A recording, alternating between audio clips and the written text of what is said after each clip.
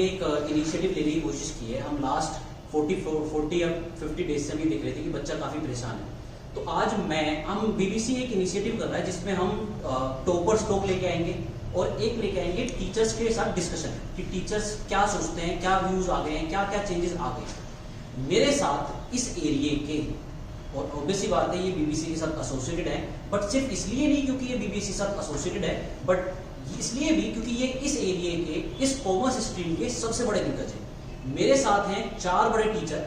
मैं स्टार्ट करूंगा सबसे पहले हेमंत गोस्वामी सर से। हेमंत गोस्वामी सर, इनके चाचा लगभग 30-32 साल हो गए इनको पढ़ाते हुए। आपको 20-22 साल लगभग हो गए। आपने 11th पढ़ाया है, 12th पढ़ाया है, ग्रेजुएशन पढ़ाया है, मास्टर्स पढ़ाया है, आपने सीए के बच्चों को पढ़ाया है, सीएस के बच्चों को पढ़ाया है, इवन आपसे मैं पढ़ा। देन मेरे साथ हैं BK Mathur sir. BK Mathur sir जाहिर सी बात है जाना माना नाम है मैथ्स में, ठीक है। मैं सर भी सेम बात है, सर आईआईटी के बच्चों पढ़ाते हैं, 11th के बच्चों पढ़ाते हैं, 12th के पढ़ाते हैं, ग्रेजुएशन के वो पढ़ाते हैं, सीए के बच्चों पढ़ाते हैं। मतलब ये जो लोग मेरे साथ बैठे हुए हैं इनको सबसे बड़ा एक्सपीरियंस है इस एरिया में। तो एटलीस्ट मैं भी इवन हेमंत सर से पढ़ा हूँ अकाउंटेंसी, मैं भी even maths BK Mathur sir से पढ़ा हूँ। और आज मेरे को सबसे बड़ा इनिशिएटिव ये मिला है कि जिनके से मैं पढ़ा आज उनके साथ मेरे को आपके साथ डिस्कशन करने का मौका मिला है। And then we have Shraddha ma'am. Finally Shraddha ma'am की सबसे बड़ी लेगेसी है 42 इयर्स आपके फादर ने पढ़ाया। देन आपको लगभग 15 से 16 साल हो गए हैं पढ़ाते हुए। अजीब ही जनरेशन पढ़ा दी आपने, मतलब इतनी जनरेशन पढ़ा दी आपने कि मैं किसी ओल्ड एज से मिलता हूं तो वो भी कहता है मैं भट्ट फैमिली से पढ़ा हुआ।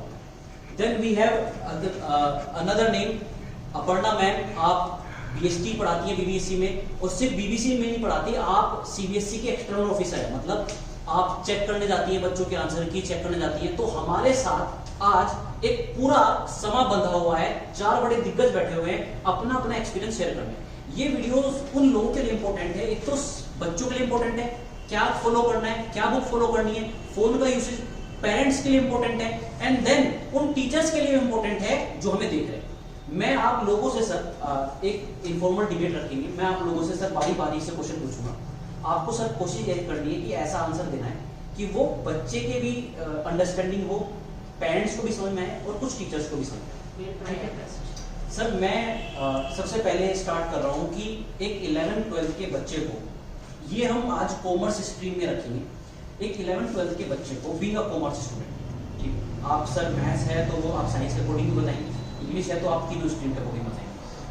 एक कॉमर्स के बच्चे को या एक 11th-12th के बच्चे को जो भी आपके सब्जेक्ट उनके पास है उनको क्या क्या सोर्सेज फॉलो करने चाहिए? क्योंकि जब मैं मार्केट में देखता हूँ तो मार्केट में n नंबर ऑफ सोर्सेज है, एनसीईआरटी है, सपोर्टिंग मटेरियल्स है, सो मेनी सैंपल पेपर्स हैं, फिर स्कूल के टीचर कुछ और कह देते हैं, फिर बाकी टीचर कुछ और कह देते हैं, कोई टॉपर ये कह देता है कि मैंने तो ये बुक पढ़ी थी।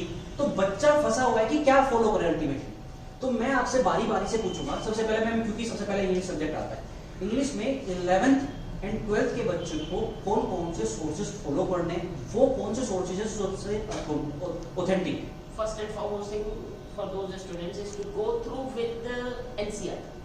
Until unless they will not done that, they will not get any other book, because it's necessary to clear the concepts of whatever be there, whatever be content in that book. It's important and foremost one can say, because there will be, if there will be any sort of doubt in that, then you can't think that you will be able to follow other books.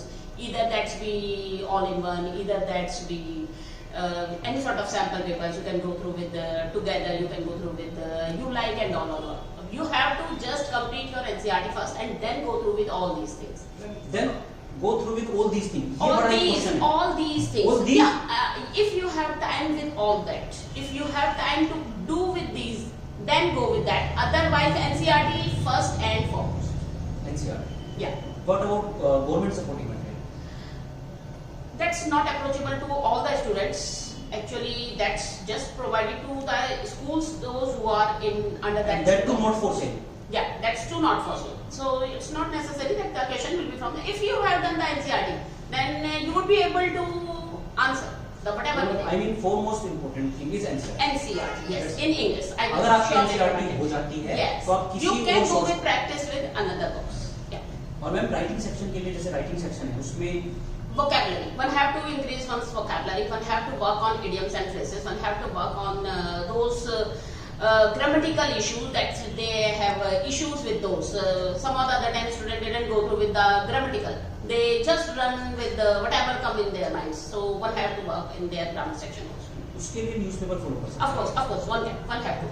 It's clear this year that contemporary issues में you would have debate section from this year. It's directly clear in that. Sir BK Mathur sir 11th-12th का बच्चा सबसे ज्यादा, मतलब मैं ही कहूँगा कि एक फोबिया, अगर एक और नया नाम ले रहे हैं तो एक मेथोबिया हो गया है। Of course. बच्चा पैदा होता है उसके बाद ये बोलते रहता है तुझे बाद में पढ़ना है लेकिन मैथ्स पहले पढ़नी है। सर क्या बुक पढ़े, इस मैथ्स के फोबिया को कैसे हटाए वो? मतलब मुझे लगता है कि मैंने इकोनॉमिक्स ऑनर्स किया, मैथ्स ने मेरा आज तक पीछे नहीं छोड़ा है। मैंने सोचा था मैथ्स नहीं आएगी, पर मैथ्स आएगी। तो सर कौन सी बुक फॉलो करें और ये मैथ्स का फोबिया कैसे हटे? देखिए, जो 11th क्लास का स्टूडेंट होता है, अगर उसे अपनी मैथ्स स्ट्रॉन्ग करनी है तो सबसे पहले तो उसके 9th और 10th के बेसिक्स क्लियर होने चाहिए। Plus, minus, multiply, factorisation, these all, right. उसके बाद 11th का जो कंटेंट है वो एनसीईआरटी का है, लेकिन एनसीईआरटी के साथ साथ वो एनसीईआरटी एग्जाम्पलर भी उठाए और आरडी के कुछ सेलेक्टिव क्वेश्चंस भी उठाए। दूसरी बात, वो जिस स्कूल के अंदर है उस स्कूल के प्रीवियस ईयर के क्वेश्चन पेपर उठाए, उससे उसे आइडिया मिलेगा कि क्या क्या आता है। दूसरी बात, मैथमेटिक्स में सब कुछ डिफिकल्ट नहीं होता है। जैसे अगर 1 to 16 चैप्टर्स हैं तो उसमें 2 या 3 चैप्टर डिफिकल्ट होते हैं। जो चैप्टर आपको डिफिकल्ट लगता है उस चैप्टर को आप बार बार प्रैक्टिस करें।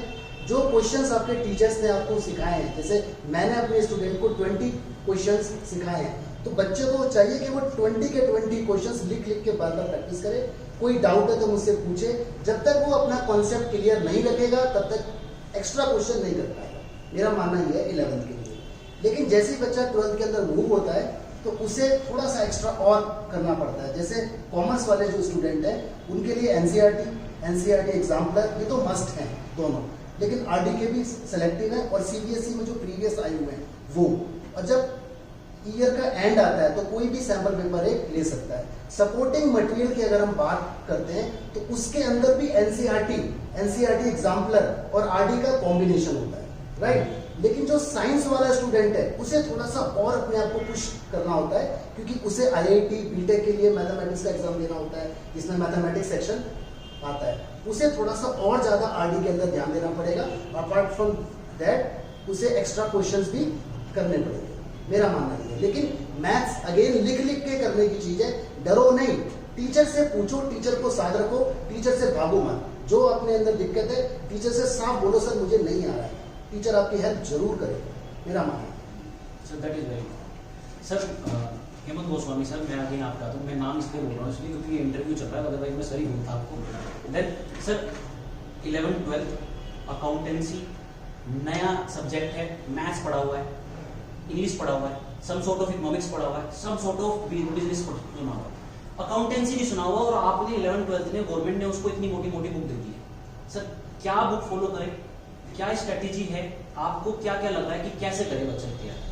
देखो, मैं अपने आपके क्वेश्चन को थोड़ा सा एलोरेट कर देता हूँ, उसको 2 डायमेंशन बना देता हूँ। 11th, क्योंकि अभी हम जो मुझे लग रहा है हम बात कर रहे हैं, इतनी सारी बातें हम इसलिए करें क्योंकि लॉकडाउन चल रहा है और वीडियोस जो है हम लोग वीडियोस देने की कोशिश कर रहे हैं, सब 1 पे चल रहा है। हमारा सब्जेक्ट 2 वे है। Until and unless मैंने जो यहाँ से क्वेश्चंस बताए वो बच्चे के पास तक कितना कम्युनिकेट हुआ वो जानने का मौका मुझे प्रॉपरली नहीं मिल रहा है। मैं कितनी कोशिश कर रहा हूँ, मैंने यूट्यूब पे मान लो वीडियो डाली हुई है और मैं जूम पे लेने की कोशिश कर रहा हूँ, लेकिन जैसे कि आपने कहा कि एक न्यू कमर आया है, उसको 10th के बाद 11th में एक नया सब्जेक्ट पढ़ने को मिला है। मैं 11th के लिए और 12th के लिए दोनों के लिए अलग अलग स्ट्रेटेजी आपको बताऊंगा। As far as my subject is concern, बहुत अच्छी बात है कि देखिए जो कॉन्सेप्ट्स हैं वो लिमिटेड हैं और वो सब एनसीईआरटी में है, लेकिन आपको उस कॉन्सेप्ट्स को अप्लाई करना है डिफरेंट क्वेश्चंस करके। Until and unless जब तक आप अपने रजिस्टर्स नहीं भरोगे, जैसा कि अभी माथुर सर ने कहा कि क्वेश्चन करके देखने पड़ेंगे, जब तक आप क्वेश्चंस को नहीं करेंगे, ठीक है, एक ही क्वेश्चन के कई सारे चीजें आप नहीं करेंगे तो आप सक्सेसफुल नहीं पाएंगे। अभी मैं 12th की बात कर रहा हूँ। 12th का बच्चा 1 साल पुराना हो चुका है, ठीक है, क्योंकि उसने 1 साल 11th में देख लिया, उसको पता है कि डेबिट क्रेडिट क्या होता है, फॉर्मेट कैसे बनते हैं, परफॉर्मेंस कैसे बनते हैं। मैं सबसे पहली बात क्या पढ़ना है वो बाद में बताऊंगा, पहले मैं बताऊंगा कैसे पढ़ना है। सबसे पहले तो मोबाइल के अंदर दुनिया में कैलकुलेटर नाम की कोई चीज इन्वेंट हुई है भूल जाओ। बहुत ये अगर इस वीडियो को पेरेंट्स देख रहे हैं, को सुपरवाइज करने वाले गार्जियंस देख रहे हैं, तो आप लोगों से सबसे पहले रिक्वेस्ट है आप अपने बच्चे के keep strict vigil, keep strict eye on your what कि whether he is doing the calculation by his own और नॉट। बच्चा मतलब सर स्कूल में कैलकुलेटर यूज करना अलाउड नहीं है, स्कूल में तो अलाउड है ही नहीं, स्कूल में अलाउड नहीं है, लेकिन बच्चा अपने आप से बेईमानी कर रहा है, अपने आप से चोरी कर रहा है, वो 25 की मल्टीप्लाई 4 करने के लिए भी कैलकुलेटर निकाल रहा है। ये बहुत, ये अगर इट्स शॉकिंग आप लोगों के लिए, लेकिन अगर आप बच्चे को देखेंगे तो बच्चे की आदत नहीं रही है। बच्चा 2000 का 10% नहीं निकाल पा रहा है, 11th का बच्चा, ठीक है, 12th का बच्चा नहीं निकाल पा रहा है। तो सबसे पहले मैं आपको बताऊं कि आपने कहा सर एनसीईआरटी पढ़नी चाहिए, क्या पढ़नी चाहिए? देखिए एनसीईआरटी, मैं एनसीईआरटी को अपोज नहीं कर रहा, मैं एनसीईआरटी के कंटेंट को कहीं भी मैं इवेल्युएट करने वाला कोई भी होता, बट क्योंकि इस समय लॉकडाउन का फेज चल रहा है, बच्चे को जितनी हमारी वीडियोज है, चाहे वो किसी की भी वीडियोज देख रहा है, उसको समझना है, खुद ही उतारना है, यानी कि वो सेल्फ स्टडी वाले मोड पे आ गया। आज से 20 साल पहले, 25 साल पहले अगर कोई बच्चा, ये ट्यूशन नाम की कॉन्सेप्ट जब नहीं हुआ करते थे, तो बच्चे सेल्फ स्टडी किताबों में दिमाग मारते थे, ठीक है। तो सेल्फ स्टडी करने का उसके बाद वो दोबारा से उस फेज में चला गया। हम कितनी अच्छी वीडियो बना रहे हैं, लेकिन उसको उतारने के लिए, उसको कॉपी करने के लिए उसको खुद करना पड़ेगा। क्योंकि मैं फिर बार बार मेरी वीडियोस भी अगर आपने पहले देखी हो तो मैं कहता हूं कि आपको अपना मॉनिटर खुद बनना पड़ेगा, आपको खुद को ही सुपरवाइज करना पड़ेगा कि मैं क्या कर रहा हूं, ठीक है। तो अगर मैं अकाउंटेंसी की एक बुक उठाता हूँ टीएस ग्रेवाल, और अकाउंटेंसी की बुक उठाता हूँ एनसीईआरटी, तो जब मेरे से क्वेश्चन पेपर आता है तो उसके अंदर जो कंटेंट होता है वो तो एनसीईआरटी का ही होता है, लेकिन टीएस ग्रेवाल को मैं देखता हूँ तो उसमें मेरे को 5-6 क्वेश्चन करने को मिलते हैं उसके जैसे, वेरिएशन मिल रहा है, वेरिएशन मिल रहा है, वो अपने आप को चेक कर सकता है। उसके बाद एनसीईआरटी में एक क्वेश्चन दे दिया, सपोज मैं एक क्वेश्चन उठाऊं फंडामेंटल्स ऑफ पार्टनरशिप में से कमीशन वाला क्वेश्चन, उसमें एक मुश्किल से 2 एग्जांपल दे रखे होंगे, लेकिन अगर आप टीएस ग्रेवाल में जाएंगे तो शायद आपको 4-5 क्वेश्चन मिलेंगे और 4-5 एग्जांपल मिलेंगे, यानी कि उसमें वैरायटी होगी, ठीक है। और क्योंकि अभी ये इसको इनिशियल फेज में है, तो कौन सी बुक उठाई जाए? मैं कहता हूं आप निश्चिंत होकर के सबसे पहले टीएस ग्रेवाल उठाइए। अभी मैं 12th के बच्चे की बात कर रहा हूं, 12th के बच्चे में 11th के बच्चे में भी नहीं आया, 12th के बच्चे को पहले टीएस ग्रेवाल से पढ़ना चाहिए, ठीक है। जब उसको ऐसा लगने लगेगा कि मैं, 2 तरीके के इसमें बच्चे हैं कि 11th का बच्चा एक ऐसा होता है जो क्वेश्चंस करता है, उसका एक चैप्टर सपोज लेट्स से उसने फंडामेंटल्स ऑफ पार्टनरशिप पूरा खत्म कर दिया, कहीं किसी भी सोर्स से वीडियोस देख करके खत्म कर दिया। तो अब एक बच्चा ये है कि जो आगे बढ़ जाता है, अगला चैप्टर करता है, तो एक बच्चे को ना सेटिस्फेक्शन नहीं होती, वो कहता है अब मैं कोई दूसरी बुक उठाता हूँ। मैं ऐसे बच्चे ज्यादा पसंद करता हूँ, ठीक है। अगर वो बच्चा जो अपने आप से सेटिस्फाइड नहीं हो रहा है, फिर वो कोई दूसरी बुक उठाए, और से डीके गोयल, फॉर से पीसी तुलसियान, बहुत सारे बुक हैं, बुक्स बहुत सारी हैं, मैं later on I can give you the sources, but अभी एज फार एज 12th वाले की बात करूं तो पहले वो क्वेश्चंस करें। और मेरी आप सभी बच्चों से, जितने बच्चे उनको एक रिक्वेस्ट है, क्वेश्चन करने के बाद, क्वेश्चन जब आपका चैप्टर खत्म हो जाए तो अपनी सेल्फ टेस्टिंग कैसे करें। अगर आपके टीचर्स आपके टेस्ट ले पा रहे हैं, आपको लगता है मेरा चैप्टर खत्म हो गया, तो कोई भी क्वेश्चन रैंडमली उठाइए, जो पेज खुल जाए, और अपने आप को चेक कीजिए आपको कितना आता है उसके अंदर से।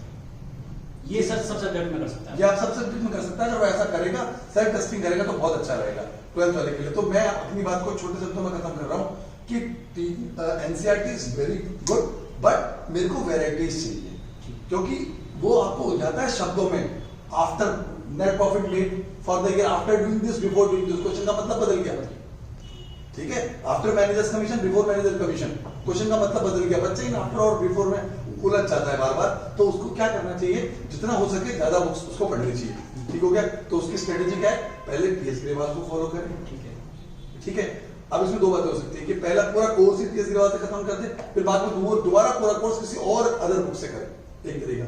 2 तरीका, एक चैप्टर मैंने इससे कहा, let's say chapter number 2 fundamentals of partnership, और मैं अभी दोबारा दूसरी बुक से भी इसको करना चाहता हूँ, चैप्टर नंबर 2 ही, दूसरा तरीका, ठीक है, ये भी अच्छा है, ओके। दूसरी बात, अब हम आते हैं 11th क्लास पे। जैसा कि आपने कहा कि 11th क्लास का नया बच्चा है, उसे तो पता ही नहीं अकाउंटेंसी क्या है, यस, ठीक है। तो आप उसके लिए चाहे मेरी वीडियोस देख सकते हैं, मैंने अपनी इंट्रोडक्टरी वीडियोस डाल दी हैं, किसी और की वीडियोस देख सकता है, लेकिन फिर वही बात है कि 11th वाले बच्चे को भी ये कहना चाहूंगा, 11th के पीरियड को मैं कहना चाहूंगा कि अकाउंटेंसी बहुत इंटरेस्टिंग सब्जेक्ट है। आपको ऐसा लगेगा ही नहीं है कि आप पढ़ाई कर रहे हैं, आपको ऐसा लगेगा ये तो मैं बचपन से देख रहा हूँ, मैं 100 रुपए का सामान लाया, उसको इतने रुपए में दिया, इतना डिस्काउंट मिला, तो ये सारी बातें उसको अपने जीवन में अगर एनालाइज करेगा, सब्जेक्ट की तरह पढ़ेगा उसको मुश्किल होगी, लेकिन अगर वो देखेगा अपनी day to day commercial activities से उसको लिंकअप करके देखेगा तो उसे मजा आएगा। मैं कहता हूँ कि मैं जब अभी आजकल फिर वही बात कि लॉकडाउन चल रहा है, लेकिन जब बच्चा मेरे पास आता है तो मैं बच्चे को ये वादा करता हूँ कि अगर आप मेरा होमवर्क टाइम से करोगे तो accountancy would be your favourite subject, और ये बच्चा एडमिट करता है। ठीक है, तो 11th के लिए और स्टडीज आपको बाद में बताएंगे। फिलहाल आपके जवाब, मुझे लगता है कि मैं आपको आपकी बात का जवाब दे पाया। Definitely sir. अब मैं आता हूँ अपर्णा मैम पे। मैम BST आप पढ़ाती हैं, और एक एडवांटेज हम सब लोगों में ये है कि आप BST पढ़ाने के साथ साथ स्कूल में एसोसिएट है। स्कूल में एसोसिएट होने के साथ साथ आप CBSE के एक्सटर्नल ऑफिसर हैं, आप वाइवा भी देने जाती हैं, आप कॉपी भी चेक करती हैं। तो सबसे पहले बेसिक क्वेश्चन ब्रीफ में कि 11th-12th के BST के सोर्सेज क्या होंगे? जैसे हेमंत सर ने कहा कि NCERT की बुक्स ठीक है, अच्छी है, सारा कंटेंट उसमें अवेलेबल है, बट आप सबको मालूम है कि अब BST का बिजनेस स्टडीज का पैटर्न चेंज हो गया है। 2013 के बाद there are lots of case studies. तो वो जो केस स्टडीज हैं वो हम तभी सॉल्व कर सकते हैं जब हम NCERT के अलावा अदर बुक्स पर कंसर्न करेंगे। जैसे पूनम गांधी है, RK सिंगला है, ये सब बुक्स है जिसमें केस स्टडी बहुत सारी दी हुई है। पहले बच्चा अपना कोर्स कंप्लीट करे, कोर्स कंप्लीट करना है उसको NCERT से भी कोर्स कंप्लीट कर सकता है। अगर वो NCERT नहीं ले रहा तो पूनम गांधी, RK सिंगला, इनमें फुल कंटेंट है, कोई भी बुक फॉलो कर सकता है, ऐसा कोई स्पेसिफिक नहीं। ठीक है, बट NCERT में अगर सिर्फ NCERT करता है तो उसको ये ड्रॉप बैक मिलेगा कि वो केस स्टडीज की प्रैक्टिस नहीं करता। कंटेंट मिल जाएगा, कंटेंट प्रॉपर है, कंटेंट NCERT में प्रॉपर है, लैंग्वेज भी ठीक है, बट उसमें केस स्टडीज नहीं है। और अब 2013 से जैसे केस स्टडीज आई हैं, और आज अब तो जो पेपर है उसमें मैक्सिमम 2 या 3 क्वेश्चन डायरेक्ट आते हैं, बाकी सारी केस स्टडीज आती हैं। अगर वो सिर्फ NCERT पे डिपेंडेंट रहेगा तो वो केस स्टडी क्रैक नहीं करेगा। तो उसको केस स्टडी क्रैक करने के लिए पूनम गांधी, RK सिंगला, GS अलग, ये डिफरेंट टाइप ऑफ बुक्स हैं जो उसको कंसर्न करनी चाहिए। अब एक बच्चा इतनी सारी बुक्स तो खरीदेगा नहीं, तो वो एक बेस बुक अपनी RK सिंगला ले सकता है। उसके अलावा इंटरनेट बहुत बड़ा सॉल्यूशन है इसके लिए। जब हम चैप्टर का नेम डालेंगे तो बहुत सारे केस स्टडी आएंगे, उसको हम सॉल्व कर सकते हैं, जिससे उसको केस स्टडीज सॉल्व कैसे करते हैं, क्या कीवर्ड्स होते हैं, सब पता चलेगा। नमन सर, एज यू नो कि हमसे आप क्वेश्चन ले चुके हैं, तो अगर मैं आपसे यही क्वेश्चन मैं आपसे पूछना चाहूँ, क्योंकि ये क्यूरियोसिटी इकोनॉमिक्स के बच्चे के मन में भी होगी कि हम कौन सा सोर्स फॉलो करें बुक्स का। सर देखो ना, आजकल ना काफ़ी चेंजेस आ गए हैं। वैसे पहले मैं 11th से स्टार्ट करूँगा। 11th में आपके पास 2 बुक है, 11th में 2 बुक है, एक है माइक्रोइकोनॉमिक्स और एक है स्टैटिस्टिक्स। अब अगेन अगर हम NCERT पे आएंगे, NCERT आप फॉलो कर चुके हैं या कर सकते हैं, बट ना कुछ चीज़ें ना उसमें आउटडेटेड दी हुई जो कि अब सिलेबस में नहीं है। या तो आप NCERT पढ़ लो और आपको ये चीज़ें आती हो कि कौन से मेरे कोर्स में नहीं है, मैं उनको नहीं पढ़ूंगा। NCERT से बेस्ट सोर्स तो कुछ है ही नहीं, बट क्योंकि वो टफ है आउटडेटेड सोर्स को अलग करना, तो आप कोई भी एक स्पेसिफिक बुक ले सकते हैं। जैसे संदीप गर्ग ले सकते हैं। संदीप गर्ग इसलिए क्योंकि उसकी लैंग्वेज अगेन ईजी है, बट उसके अंदर 1-2 जगह कुछ मिस्टेक्स हैं, आपको उनको ठीक करना पड़ेगा। अब मैं आता हूँ 12th क्लास पे। 12th क्लास में आ जाती है आपकी मैक्रोइकोनॉमिक्स एंड एक आती है इंडियन इकोनॉमिक डेवलपमेंट। अब अगेन इंडियन इकोनॉमिक डेवलपमेंट का सबसे ऑथेंटिक सोर्स NCERT है, मैक्रो का भी सबसे ऑथेंटिक सोर्स NCERT है, बट अगेन कुछ चीजें वो दे रखी है जो अब कोर्स में नहीं है। तो आपको उसके लिए क्या करना है, आपको अगेन कोई एक स्पेसिफिक एक ऑल्टरनेटिव बुक को फॉलो करना है, बट आप उसको NCERT के साथ सब्स्टिट्यूट नहीं करेंगे, NCERT भी पढ़ेंगे। एक और इशू है, इकोनॉमिक्स बहुत डायनेमिक है। IED के अंदर, इंडियन इकोनॉमिक डेवलपमेंट के अंदर डाटा आता है। जैसे लास्ट ईयर तक पहले इंडियन इकोनॉमिक एक ये था कि स्मॉल स्केल इंडस्ट्री किसको बोलते हैं, तो आंसर ये था कि 1 करोड़ तक की इन्वेस्टमेंट वाले को स्मॉल स्केल इंडस्ट्री बोलते हैं। फिर आगे कि 5 करोड़ तक वाले को बोलते हैं। अब आंसर इसका 5 करोड़ था, NCERT में आज भी 1 करोड़ की बने। अब 5 करोड़ भी आंसर नहीं लाए, गवर्नमेंट ने चेंज कर दिया, रिसेंटली अभी रिफॉर्म्स लाए हैं, गवर्नमेंट ने फिर चेंज कर दिया। तो आपको अपडेट करना पड़ेगा। कोई भी बुक फॉलो कर लो, बीच में वो अपडेट नहीं करेंगे, वो आपको खुद करना पड़ेगा, और CBSE वहीं से क्वेश्चन पूछेगी। तो आपको कोई भी बुक फॉलो करें, साथ में एक चीज जरूर जोड़ेंगे, कोई भी एक नेशनल न्यूज़पेपर। तो नेशनल न्यूज़पेपर आपको हर जगह हेल्प करेगा, इकोनॉमिक्स के साथ भी हेल्प करेगा, आपके इंग्लिश के साथ भी हेल्प करेगा, एंड देन आपकी करंट अफेयर भी इंप्रूव करेगा, जो आप 12th के बाद जिसका आपका रोल होगा, जब आप पेपर देने जाएंगे पेपर वहीं से आएगा। तो एक न्यूज़पेपर से बहुत सारे फायदे हैं, इकोनॉमिक्स में, इंग्लिश में, बिजनेस स्टडीज में भी होगा, वहाँ से केस स्टडीज बना सकता है, ठीक है। एंड देन आपके कॉम्पिटिटिव एग्जाम में जो 12th के बाद होंगे, ठीक है। देन मेरा पार्ट हो गया, मैं आगे चलता हूँ। सर ये थोड़ा सा मेरा अलग क्वेश्चन है। मुझे ऐसा लगता है अगर किसी बच्चे को 100 स्कोर करना है तो वो 100 ऐसे स्कोर नहीं हो सकता, वो बच्चा उसको एक्स्ट्राऑर्डिनरी होना पड़ेगा। पर एक्स्ट्राऑर्डिनरी किस सेंस में? दूसरी बात, मुझे ऐसा लगता है कोई पेपर जब आता है, मैं कितना ही सोर्सेस से इकट्ठा कर लूँ, बट मान लो क्वेश्चन में 100% में से 95% ही पेपर ऐसा होता है, ये मेरा पर्सनल एक्सपीरियंस है, जो क्वेश्चन बच्चे ने एग्जैक्टली देखा हुआ होता है। 5% उसको आता है, वो कर लेगा, पर उसने हुबहू क्वेश्चन को नहीं देखा तो बच्चा डर जाता है, वो कर लेगा, हल्का सा उसको ट्विस्ट करके दे दिया। तो मैं ये कह रहा हूँ 100 स्कोर करना है तो 5% बड़ा इंपॉर्टेंट है, उसके लिए कॉन्फिडेंट होना। हर सब्जेक्ट में ये होगा, वो क्वेश्चन जरूर होगा जो उसको थोड़ा सा उसका कॉन्फिडेंस को लूज करेगा। तो बच्चा ऐसा क्या करे कि ज्यादा से ज्यादा चीजें ग्रैब करे, 100 मार्क्स कैसे लेके आए सर, ये मेरे को आपको हर सब्जेक्ट में स्पेसिफिकली पूछना है। स्टार्ट करते हैं सर आपसे अकाउंटेंसी से कि 100 मार्क्स कैसे लाए सर, आंसर बिल्कुल रखेंगे। देखिए बिल्कुल आपने सही बात पकड़ी कि 95 ठीक है, मैं भी यही कहना चाहूंगा कि 95 90 इसकी लाइन तक बच्चा आराम से पहुंच सकता है अगर उसने आराम से पढ़ा है, उसका एक एक नंबर के लिए जम गए। हाँ। ओके, अब क्या है फिर वही बात की सारा का सारा जो गुरु मंत्र है वो सब एनसीईआरटी की बुक में ही है। हम सब लोग अगर बच्चा इस वीडियो को समझ रहा है तो सब लोग ये कहेंगे है तो सब कुछ सीबीएसई की एनसीईआरटी की बुक में, लेकिन उसके अंदर जो कॉन्सेप्ट है उनको यूज करने का एप्लीकेशन का तरीका है वो अलग बुक्स में दिया हुआ है, उसको चाहिए। तो अगर मैं अपने अकाउंटेंसी की बात करूं तो बच्चे को जितना ज्यादा हो सके टेस्ट से नहीं भागना है। बच्चा टेस्ट से भागता है, उसको टेस्ट से बिल्कुल नहीं भागना है, और जितना हो सके उसको वेर्सेटाइल पढ़ाई करनी। कैसे वेर्सेटाइल पढ़ाई करनी है उसको, अगर बच्चा मैं अगर आज स्टूडेंट होता तो मैं क्या करता, मैं 5 अपने दोस्त बनाता जिनसे बोलता है कि मैं, और उसको भी मैं कैटेगराइज करता। मैं अगर किसी एक एक्स स्कूल में और मुझे ऐसा लगता है कि मेरे से 2 स्कूल ऊपर के और 2 स्कूल नीचे के, जिनका स्टैंडर्ड पेपर का अच्छा है और बहुत बुरा है, तो मैं उनसे पेपर एक्सचेंज करता। भाई तू मेरा पेपर ले, मैं तेरा पेपर लूंगा।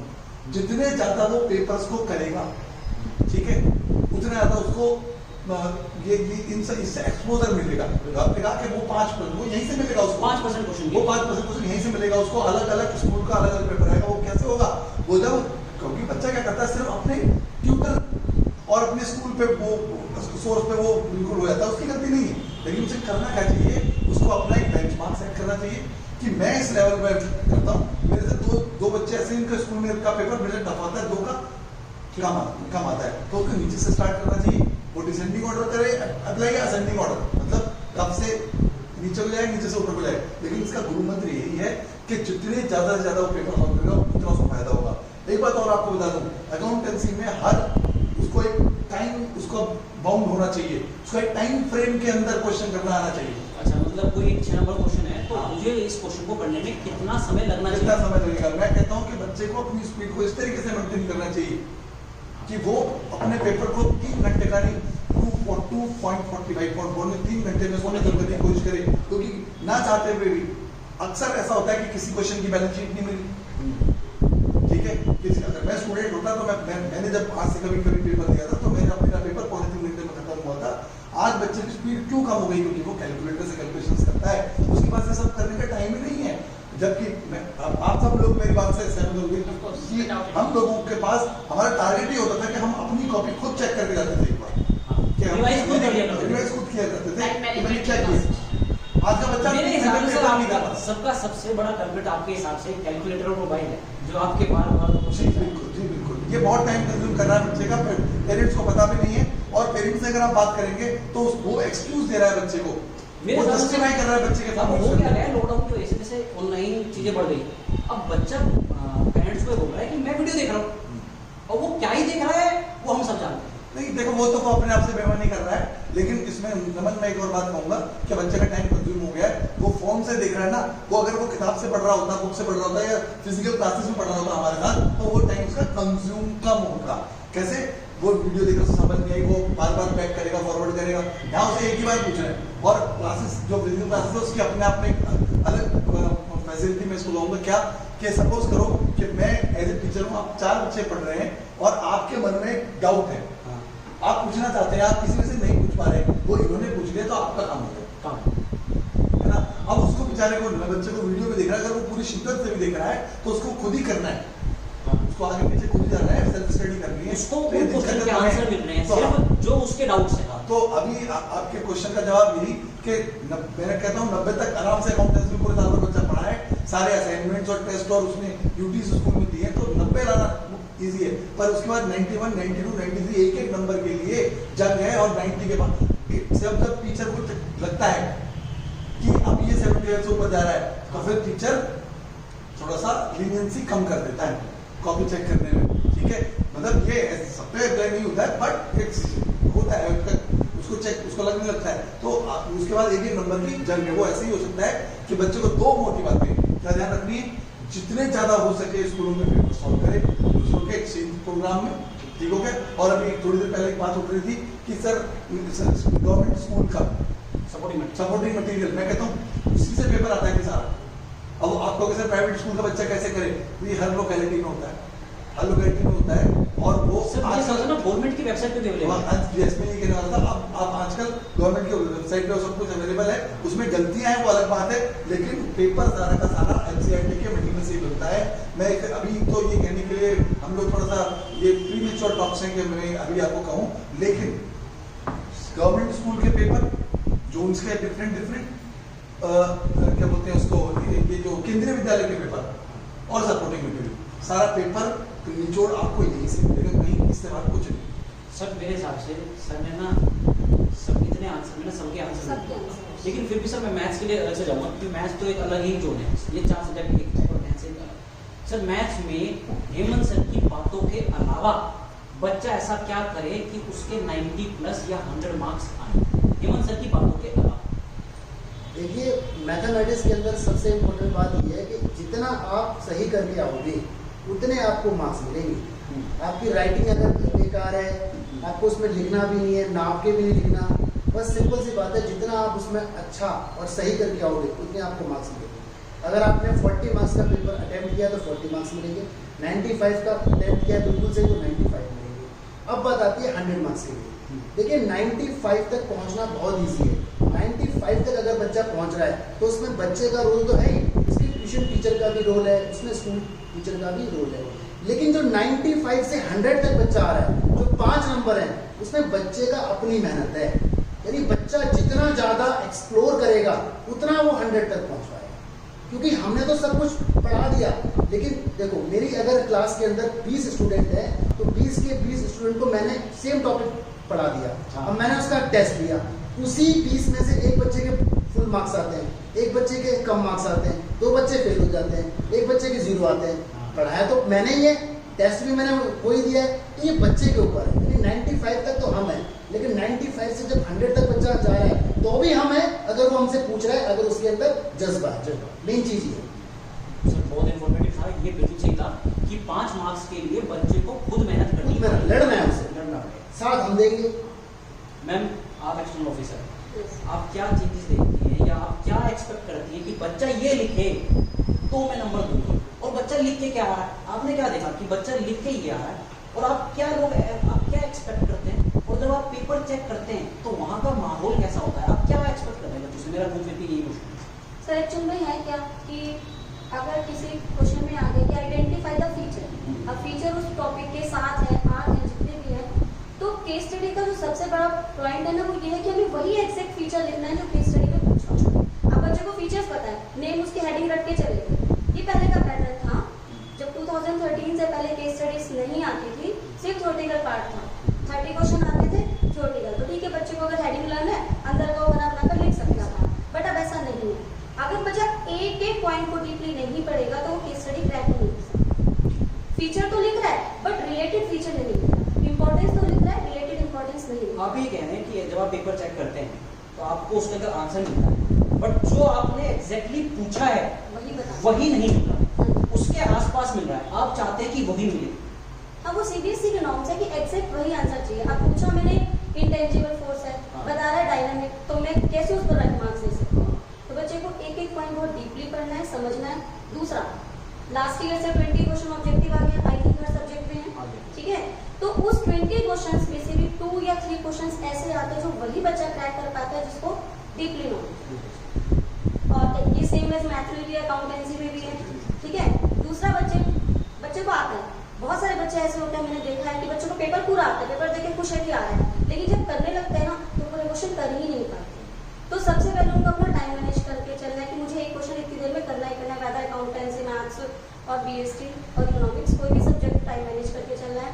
और केस स्टडी है, जो एग्जैक्ट आंसर मांगा है वही देना है। वो होगा तब जब अपने आप को एक्सप्लोर करेगा, मैक्सिमम से मैक्सिमम केस स्टडी ट्राई करेगा, एक बार गलत होगी, 2 बार गलत होगी, होता क्या एक्चुअल में बच्चा जितनी बुक्स देखेगा ना, जितनी केस स्टडी करेगा, वो एक टाइम बाद खुद ही वो कीवर्ड सर्च कर लेता, अच्छा ये कीवर्ड है तो इसका आंसर ये है। मैं अगर आपको आपकी बातों को शब्दों में गिराऊं तो मैम आप शायद ये कहना चाहिए बच्चे को वो नहीं लिख के आना जो उसको आता है, बच्चे को वो लिख के आना है जो उससे नहीं आता है, तो नंबर मिलेगा। अब मैं आता हूँ श्रद्धा मैम पे। मैम अब ना इंग्लिश एक ऐसा सब्जेक्ट है जिसके क्वेश्चन को मैं आपके पास अक्सर एंड में लेके आया, हेमंत सर से पूछा, फिर आपसे पूछा, फिर आपसे पूछा। बट इंग्लिश एक ऐसा सब्जेक्ट है जो हर स्ट्रीम में उसके बेस्ट 4 में मार्क्स जुड़ेंगे। बच्चा इसको पढ़ने के लिए तैयार नहीं क्योंकि बाकी सब टीचर्स में घिरा हुआ है, इनकी भी गलती नहीं है, इनका सब्जेक्ट जैसा। तो इंग्लिश पढ़े कैसे, कब पढ़े, कितना टाइम दे और कैसे करें? First and foremost thing, a student must understand that it's must be considered as a best 4. ये बच्चा भूल जा रहा है, वो 100 मार्क्स इन अदर 4 सब्जेक्ट्स ला रहा है, but in English if he or she had 60 or 65 marks, so I think he is going through a great failure because it would be considered in best 4. अब एक कोई 100 हटेगा तो ये English जुड़ेगा, सो इस पॉइंट को वो समझें कि इसे मेजर टाइम देने की जरूरत है। अगर बच्चा ये सोच रहा है I will just go through the chapters and I will just write it down, answer is not a big deal. To write it down an exact answer is the big deal, so they have to understand that big deal, that they have to write it appropriate, exact and up to the mark. तो marking then only you will get the marks when you will use a good vocabulary, when you will go through a great wordings there, grammatical issues must not be there, and these things will be followed there. Normal English का syllabus कितने दिन में खत्म हो जाना चाहिए एक normal बच्चे के लिए? Extraordinary Go through it entire year. You just give half an hour, you just give 1 hour maximum to English, but on the daily basis. If you will say I will eat a day more and another day, another 20-30 days I will not eat, I don't think it's a great idea. One have to go through its entire year. Madhu sir, एक question है मेरा बड़े जहन में। अच्छा, जैसे आप लोग मैथ सब्जेक्ट कर रहे हैं, हम लोग ये भूल जाते हैं कि बच्चा जो है उसको ये 5 सब्जेक्ट पढ़ना है और टीचर क्या कर रहा है, डेली संडे क्लास ले रहा है 3-3 घंटे की इंग्लिश की, मैथ्स की। सर हम इतने मतलब मेरे हिसाब से अगर मैं सही वर्ड यूज करूँ तो हम सेल्फ मोटिवेटेड हो गए कि मेरे सब्जेक्ट में आ जाए, मैं अपने नंबर डिस्प्ले कर दूं, बाकी में आए ना आए उससे मेरा मतलब है नहीं। तो सर ऐसे कैसे काम चलेगा? मतलब क्या करे बच्चा जो मैथ्स भी ले आए, अकाउंट्स भी पढ़ ले, इंग्लिश भी पढ़ ले, बीएसटी पढ़ ले, थोड़ी बहुत इकोनॉमिक्स भी पढ़ ले। देखो इसमें बहुत बड़ा रोल है, इसमें एक वर्ड होता है प्रायोरिटी, ठीक है। जैसे स्टूडेंट है उसको डर लगता है मैथमेटिक्स से, अकाउंटेंसी, बीएसटी, ईको, तो हर बच्चे का रोल अलग अलग है। किसी बच्चे को मैथ्स में बहुत इंटरेस्ट है, वो मैथ्स इजीली कर लेता है, किसी बच्चे को किसी और टॉपिक के अंदर इंटरेस्ट है, इस टाइप से होता है। अब जो मैथमेटिक्स है वो है लिखने की चीज़, तो जितना वो लिखेगा, क्योंकि वो पढ़ के तो पढ़ नहीं सकता लेते है ना। अब इसमें एक चीज़ मैं और जोड़ूंगा, कुछ स्टूडेंट स्टार्टिंग में मैथ्स में, अकाउंटेंसी में, इकोनॉमिक्स में बहुत मेहनत करते हैं, बहुत अच्छे नंबर लेके आते हैं और उनसे हमें उम्मीदें बन जाती हैं कि ये बच्चा मेरा 95+ लेके आएगा। लेकिन जैसे एंड होता है वो अपनी प्रायोरिटी पे ध्यान नहीं देता है, वो मैथ्स को छोड़ देता है और दूसरे सब्जेक्ट में जो थियोरेटिकल सब्जेक्ट है उनके अंदर सुबह से लेकर शाम तक इतना ध्यान दे देता है कि वो अपनी सारी प्रैक्टिस खत्म कर चुका होता है, बेकार कर चुका होता है जो उसने की है। अब यहाँ पर बच्चे को अपनी प्रायोरिटी सेट करनी पड़ेगी कि मुझे मैथ्स से ज़्यादा डर लगता है तो मैं मैथ्स को इस लेवल पर रखूँगा, मुझे बीएसटी से डर लगता है तो मैं बीएसटी को इस लेवल पर रखूँगा। इस हिसाब से उसे सारे सब्जेक्ट को टाइम देना पड़ेगा। रही बात एक्स्ट्रा क्लासेस की, तो वो उसको देखना है कि अगर मैथ्स की माथुर सर ने एक्स्ट्रा क्लास रखी है 2 आवर्स की और उसे वो टॉपिक अगर आता है तो वो ना आए, वो माथुर सर से साफ साफ बोले कि सर आप मेरा टेस्ट ले लो, मुझे ये टॉपिक आता है। सर टीचर सुनेगा इस बात को? सुनेगा, टीचर सर ऐसा कर देते हैं कि अगर आप इस क्लास में नहीं आए तो आपको नहीं, ये चीज़ गलत है। मैं इस चीज़ को एक्सेप्ट करता हूँ। अगर मेरे क्लास में सपोज करो 20 स्टूडेंट हैं, 10 स्टूडेंट हैं, अगर उसमें से 2 स्टूडेंट अगर टॉपर्स हैं और वो मुझे बोलते हैं कि सर मैं नहीं आ पाऊँगा, आप मेरा टेस्ट ले लेना, तो हाँ किसी भी टाइम फ्लेक्सिबिलिटी जो भी होती है तो वो मेरे को टेस्ट देते हैं और मुझे बड़ी अच्छी होती है। उसकी कंडीशन ये है कि आपको आता है तो आप प्रूफ कर दो, टेस्ट दे दो, प्रूफ कर दो आप। लेकिन टाइम अकॉर्डिंगली, उनके अकॉर्डिंग, ये नहीं कि इस टाइम पे आ जाओ, तो वो तो अच्छा है। क्योंकि देखो अगर बच्चा धोखा कर रहा है तो वो अपने आप से है कि नहीं। लेकिन जो बच्चे पुअर है, जो बच्चे पढ़ाई के अंदर वीक है, उनके लिए हम एक्स्ट्रा क्लासेस रखते हैं। उसके बाद एक इशू और आता है इसके अंदर, उसके बाद जैसे हम टीचर्स हैं, इसमें भी टाइम क्लैशेस हो जाते हैं और यहाँ ईगो प्रॉब्लम हो जाती है कि सर के माधव सर ने बुलाया है, अच्छा माधव सर ने बुलाया अब तू मेरी क्लास में आएगा, नहीं आएगा तो मैं तुझे ट्यूशन से निकाल दूंगा या निकाल, अब तो जरूर आना पड़ेगा। हाँ, तो ये चीज गलत है। इसका एक सॉल्यूशन है। देखिए जैसे मेरे पास तो मल्टीपल बैचेस होते हैं, सुबह 8 बजे से लेके शाम को 8 बजे तक, तो मैं अपने बच्चों को फ्लेक्सिबिलिटी देता हूँ। मैं उन्हें मतलब बोलता हूँ कि अगर आपके टीचर ने क्लास रखी है तो आप मुझे बता दो, मैसेज कर दो।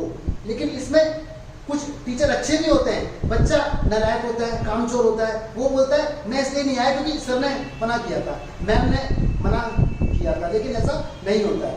तो इस वजह से भी गड़बड़ हो जाती है। बाकी प्रायोरिटी दो अपने सब्जेक्ट के ऊपर, इस वक्त नहीं। सर 22 साल हो गए आपको पढ़ाते हुए, मैं आपका स्टूडेंट था 2013-14 मतलब मेरे को 6 साल हो गए पढ़ाते हुए, आपके साथ ही हो गए, बुद्धि ग्रो देशों को मेरे को चांस मिला। आप अगर आप इसको 3 पार्ट्स में डिवाइड करते हैं अपने ड्यूरेशन को, 22 साल के पीरियड को 3 साल में डिवाइड करें, तो जब से आपने पढ़ाना स्टार्ट किया तब से आज तक क्या चेंजेस आ गए बच्चों के अंदर, पढ़ाई के अंदर? क्या वो पॉजिटिव है, क्या वो नेगेटिव? ब्रीफ में सर। देखो मैं हमेशा क्लास के अंदर बच्चों की बात बोलता हूँ, don't be serious, be sincere. तो सबसे ज्यादा जो सिंसियरिटी का वो है मित्र, वो डिपो है। तो बच्चा सिंसियर नहीं है, ठीक है। सर की बात, प्रायोरिटीज उसकी चेंज है, बिकॉज ऑफ ऑल रबिश। उसको पता ही नहीं वो क्या लॉजिक दे रहा है, पर वो अपने आप से चोरी कर रहा है, वो अपने आप से बेईमानी कर रहा है। उसको पता ही नहीं है कि मुझे किसको कितनी इंपॉर्टेंस देनी है। उसको ये भी नहीं पता कि मैं कौन सा सब्जेक्ट में अच्छा हूँ, कौन सा सब्जेक्ट में बुरा हूँ, ठीक है। आज मैं कहता हूँ कि स्कूल अगर 6 घंटे का स्कूल है तो उसके 8 से 9 घंटे खराब होते हैं। और इस बच्चा सोचता है कि मैं ट्यूशन गया हूँ, मैं पढ़ के आया हूँ, तो मैं पढ़ लिया हूँ, उसकी सबसे ज्यादा बड़ी बेवकूफी है। क्योंकि स्कूल की पढ़ाई और ट्यूशन की पढ़ाई मतलब पढ़ाई है, बट वो उसको नंबर नहीं दिलाएगी, नंबर उसको वही दिलाएगी जब वो होमवर्क करेगा। पढ़ाई उसकी वो है जब वो खुद करेगा। अरे मैंने क्वेश्चन नंबर 44 का आया और मैंने कहा 44 में क्वेश्चन पर दिस इन्हें करो, वो करता ही नहीं बच्चा क्वेश्चन, ठीक है।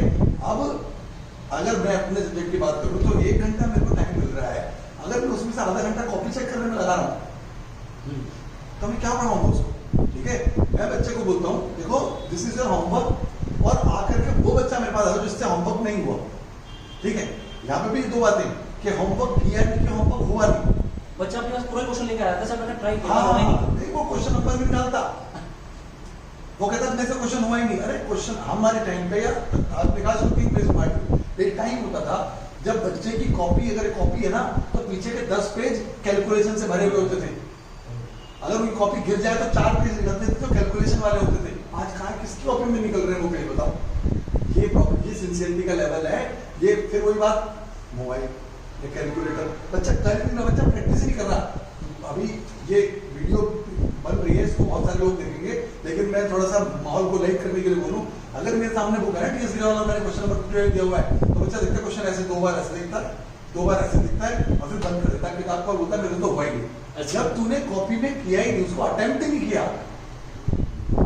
तो कैसे होता है। यहाँ पर एक और बात कि कई बार मान लो यहाँ पर मैं बच्चों को बताना चाहूंगा कि कई बार बच्चा क्वेश्चन एक करता है सर एकदम, मान लो कभी रेयरस्ट ऑफ द रेयर एक क्वेश्चन गलत आता है, क्वेश्चन नंबर 12 बोर्ड में गलत आ गया, वो 5 नंबर का था। अब बच्चा फोन खुश हो गया था, सर नंबर मिलेंगे क्या? अब तूने क्वेश्चन नंबर तो डाला नहीं, तूने नंबर अटेम्प्ट करने का मतलब होता है तूने ट्राई तो किया था, तूने क्वेश्चन तो लिखा था, तूने कुछ तो किया था। जो अटेम्प्ट नहीं थी वही उसने पेपर में कर दिया, अटेम्प्ट नहीं करता बच्चा। और सर एक और इसमें ऐड ऑन करूँगा, आपकी बच्चे थी 2015 में 14-15 सेशन में, खुदकिस्मती मेरी रही कि वो पहला मेरा भी बैच का रही, उसमें लिखी थी उत्कर्ष गरबा, जिसने अकाउंटेंसी में 100 में से 100 स्कोर किया। बड़ी सिंसियर बच्ची थी, बड़ी सीधी थी, बड़ी दूर से साइकिल से आती थी, आज वो सीए कर रही है, ठीक है। और मैं उसकी फेसबुक पोस्ट देखता हूँ तो वो बहुत ही इन्फॉर्मेटिव होती है, मुझे लगता है कि काफी कुछ सीखने को मिलता है। हमें मैं अगर उसकी पोस्ट पढ़ता हूँ तो मैं कुछ सीख रहा हूँ हाँ। और मैंने ऐसा किया है, ठीक है। ईगो में भी उसके अच्छे डिसेंट नंबर आए, ठीक है। उसके 100 में 100 आए, शायद आपका वो पहला स्टूडेंट हुआ जिसके 100 में 100 आए। आपको उसके अंदर की कोई 3 क्वालिटीज जो आपको अच्छी लगती है, जो आज भी बच्चे को 100 में 100 दिला सकती है, सिर्फ 3। आप इस वीडियो को 30 मिनट पीछे रिवाइंड करके देखिए, मैं सारी बातें बोल चुका हूं। सर फिर भी 3 स्टेटमेंट्स। वो 3 स्टेटमेंट यही है कि वो लड़की अपने आप से सेटिस्फाई नहीं थी। जो अपने आप से सेटिस्फाई हो गया वो मार्क्स नहीं लाएगा। वो सेटिस्फाई इसलिए नहीं थी कि उसे लगता था मेरे 100 में से अगर 98 भी उसके आते थे ना, तो कहते थे सर 2 नंबर कम रह गए, अब मैं किसी और स्कूल का पेपर करूंगी। एक, ठीक है। दूसरी बात कि प्रैक्टिसिंग। तीसरी बात रैंडम चेकिंग। अगर वो chapter number 5 retirement of A partner पे होती थी तो वो मेरे भरोसे नहीं बैठती थी। वो एक बुक उठाती थी, ऐसे अक्कड़ बक्कड़ करके क्वेश्चन निकालती थी और उससे हो गया तो ठीक, नहीं तो फिर वो मतलब वो लिटरेरी में रोती थी, सर मैंने क्वेश्चन किया हुआ नहीं। मतलब बिना प्रैक्टिस के वो एक बार क्वेश्चन उठाती थी कि सर मेरे से तो हो नहीं मुझे याद है रहा। उसकी पहले ना थोड़ा सा पेपर जिसका ब्लैक आया करता था, जिसको रफ कॉपी बोलते थे, उसकी बहुत सारी घर कई रजिस्टर बने हुए। आजकल बच्चा तो पहले तो तैयार होके अच्छी से सफेद सी कॉपी लेके आता है और वो भी उससे भर नहीं पाती 5 स्टेप मिला के। नमन सर, मैं आपको आज भी ऐसा बच्चा दिखा दूंगा जो 11th का रजिस्टर 12th तक चला देता है। तो क्या करोगे इसमें? ये कमी नहीं है ना। ये कमी मैम, हम इसमें पूरी कन्वर्सेशन में हम कैलकुलेटर को कैलकुलेट मान रहे हैं, हमें एनसीईआरटी को फॉलो करनी है, पढ़ना है, पूरे साल पढ़ना ही, बात नहीं सर के आनी है, वो लिख के आना है जो पूछा है, ठीक है। बच्चे को मोबाइल का भी यूज़ करना है। इन सब बातों में पेरेंट्स का क्या रोल हो सकता है, बहुत इंपॉर्टेंट क्वेश्चन है, क्योंकि ये वीडियो मेरे हिसाब से पेरेंट्स देखने वाले हैं। पेरेंट्स का क्या रोल हो सकता है? तो सर यहाँ पर आपकी बात कट करूंगा। पेरेंट्स यहाँ पर कुछ कर नहीं पा रहे, पेरेंट्स लाचार है। बीइंग पेरेंट मैं भी बता दूंगा कैसे क्या हो रहा है कि आजकल का बच्चा बहुत शातिर हो गया, वो पेरेंट्स को पागल बना रहा है और उसे लग रहा है कि पेरेंट्स को पागल बना रहा है, वो अपना नुकसान कर रहा है। वो एक्सक्यूज ऐसे दे रहा है कि पेरेंट्स लाचार है। उसको एक मैंने क्वेश्चन पूछा, सामने से क्वेश्चन का जवाब ऐसा आएगा कि मैं उसके बाद दूसरा क्वेश्चन उससे पूछ नहीं पा रहा। पेरेंट्स को ऐसा लग रहा है कि मैं मोबाइल दे रहा हूँ तो बच्चे की जरूरत है, वो जस्टिफाई कर रहा है उसको, मतलब कि बच्चा अपने आप को धोखा दे रहा है, कुछ नहीं कर रहा। देखो आपके पास टेक्नोलॉजी है, आप इसको कितना डार्क साइड में यूज कर रहे हो या ब्राइटर साइड में यूज कर रहे हो, ये बच्चे की जिम्मेदारी है। Parents has nothing to do. Sir फिर भी अगर पेरेंट्स को हम ये चीजें दिखा रहे क्या हैं, करोगे आप पेरेंट्स को? आप मुझे बताइए, पेरेंट्स को आप मतलब मेरे पास ये मल्टीमीडिया फोन है, मैंने इसमें साइड में पबजी चला रखा है और अपनी बीबीसी की ऐप भी चला रखी है। अब मम्मी नॉक कर लेते हैं, नॉक करने के बाद जब तक मेरे पास आएगी तब तक तो मैं उसे ऐसे ऐसे करके उसको चला दूंगा, अपनी ऐप चला दूंगा, तो मैं तो धोखा दे रहा हूँ ना। तो कब रियलाइज होगा इस बच्चे को? नहीं तो आपकी क्वेश्चन का जवाब पेरेंट्स सिर्फ यही कर सकते हैं कि बार बार उसके रूम में जाकर चेक कर सकते हैं। अब बच्चा उसको कितनी ईमानदारी से They फोन can यूज कर रहा है। motivate their children also, na? They can make them This to is- aim something. This is also motivational. हम इतना मोटिवेट कर रहे हैं, हम ये वीडियो क्यों बना रहे हैं? हम लोग भी लॉकडाउन में अपने अपने घर हो सकते थे। हम लोग ये मोटिवेट करने के लिए बना रहे हैं। अगर बच्चा इन सब चीजों से नहीं समझ रहा, पेरेंट्स को बेवकूफ बना रहा है, तो वो बच्चे मैम आपका एडवाइस है, फिर भी इन सब सर्कमस्टेंसेस में पेरेंट्स क्या कर सकते हैं? उनके साथ ये डिफिकल्टी है जो मातृ एड्रेस ये हैं, फिर भी क्या रोल हो सकता है पेरेंट्स का? क्या कैसे साथी बन सकते हैं वो? क्योंकि अल्टीमेटली बच्चा तो उनका ही है ना, नंबर तो उसके दिलवाने हैं ना। बच्चे को 3 साल बाद रियलाइज होगा कि ये मेरे से गलती हो गई, तो पेरेंट्स तब तक तो हाथ नहीं छोड़ सकते ना, तो क्या रोल हो सकता है? They have to take interruption again and again. They have to try their best to make their children realize what exactly their future will be if they will not study properly, appropriately, or they will not go through with their studies. मुझे ऐसा लगता है ma'am जो sir कह रहे हैं कि parents motivate करें बच्चे को जो इस एज में होता है, क्योंकि मैं भी होके गया हूँ, आप सब भी हो गए हैं, तो 2 तरह के लोग मिलते हैं उसको कैटेगरी। एक जो उसके अच्छे के लिए सोचते हैं, भले के लिए सोचते हैं, उसमें अच्छे दोस्त हो सकते हैं, कुछ स्पेसिफिक टीचर हो सकते हैं, अच्छे पेरेंट्स तो होंगे, कोई पेरेंट्स अपने बच्चे का बुरा नहीं सोचते। एक ग्रुप और मिलता है जिसमें जो उसका फ्यूचर खराब करे। अब पेरेंट्स के साथ उस बच्चे के सामने 2 लोग दिख रहे हैं, एक ये वाला ग्रुप जो अच्छा है, एक ये वाला ग्रुप जो अच्छा नहीं है। तो ये वाले अच्छे लोग इसको बुला रहे हैं बच्चे को, बेटा ये पढ़ ले, ये पढ़ ले। तो इस बच्चे को गुस्सा आ रहा है कि ये लोग तो बुरे हैं, ये लोग तो मेरे पीछे पड़े रहते हैं, मेरे से फोन मांगते रहते हैं, माँ बाप तो मेरे पीछे पड़ गए, हमेशा ही मेरे ऊपर रहते हैं। और दोस्त जो इधर वाला है, जो बिगाड़ने वाला है, वो बस इशारा करता है, आजा भाई चले क्या। वो इसको ये बच्चा ये इस ग्रुप को BFF मान रहा है, बेस्ट फ्रेंड फॉरएवर, तू ही मेरा दिल का सच्चा साथी। तो ये इधर जा रहा है। मैम कैसे करेगा, पेरेंट्स बेचारा बुला रहा है, आजा बेटा मैं पढ़ाऊंगा तेरे को, ऐसे कर, ये अच्छा है, बच्चा सुनने की तैयार नहीं हो रहा उसकी। मैम बच्चा अलग आ रहा है, अच्छा इसमें सर एक और मेरे हिसाब से और पहले मैं यहाँ तक का जवाब दूँ आपको। सर देखिए हम बात कर रहे हैं, हमारे 11-12 की बात कर रहे हैं, लेकिन इसके लिए हम बहुत लेट हैं। जिनके बच्चे अभी छोटे हैं, मैं उन पेरेंट्स को यहाँ पे कहना चाहूंगा कि हमने इसके कुछ ना कुछ जिम्मेदार पेरेंट्स ही हैं, क्योंकि कभी पेरेंट्स ने अपने बच्चे को ना सुनने की आदत नहीं डाली। जो चीज मांगी उन्होंने दे दी। बचपन से उसको कभी ना सुनने की आदत नहीं डाली। उसको 11th क्लास में आता है तो 15-16 साल का हो गया, ठीक है, वो एक तरीके से आपने लाडला बना दिया, और अब आप उससे मतलब चाहते हो टेस्टिकली चेंज हो जाए और सदाचार करने लगे और शिष्टाचार करने लगे, वो नहीं। सर मुझे एक और बात करनी है, नेक्स्ट क्वेश्चन। मुझे लग रहा है कि आप सब आउटडेटेड हो चुके हैं। मुझे जो कहना है, मैं सेंस समझना, विद ड्यू रेस्पेक्ट, आप बुरा ना करें, बच्चे को आजकल वो टीचर पसंद ज्यादा आ रहे हैं, बच्चों को जो उनको पढ़ाए तो कम, उनके सामने मटर गश्ती ज्यादा कर दे, मतलब कूद कूद के पढ़ा दे, मतलब एनसीईआरटी उनको पूरी नहीं आती, पर उन्होंने बच्चे को, मतलब मेरे हिसाब से सर वो भी कल्पित है कि वो बच्चों को गलत दिशा दे। सर वही कल्पित है, और इसमें कुछ ना कुछ क्राइटेरिया होनी चाहिए, ठीक है। आप मतलब मैं किसी को वो नहीं करूंगा यहाँ पर, क्योंकि आपके चाचा आप आउटडेटेड हो गए, आपसे आप आउटडेटेड हो गए आने वाली जनरेशन से, तो क्या आपको नॉलेज कम है? नॉलेज देखो, यहाँ पर भी एक और बात है, देखो ऐसा नहीं है। यहाँ पर मैं आपको एक बात इसमें और ऐड ऑन करना चाहूंगा।